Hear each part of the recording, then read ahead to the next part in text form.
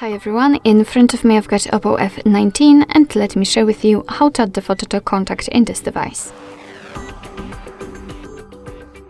So let's start with opening your contact list. Find the contact you'd like to edit and tap on it. And then tap on this edit icon in the right upper corner, so this pencil icon. Let me quickly remove the photo. So this is what you will see after entering the contact without any kind of photo added. So let's start with tapping on this option or the circle to add the picture.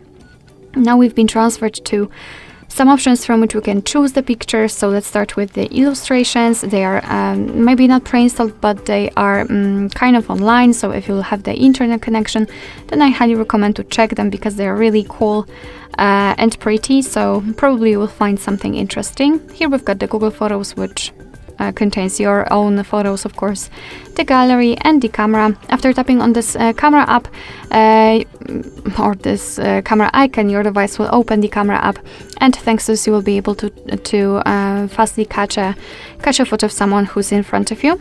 But I will pick something from the gallery, so let me tap on it. Let's find a photo we'd like to use and tap.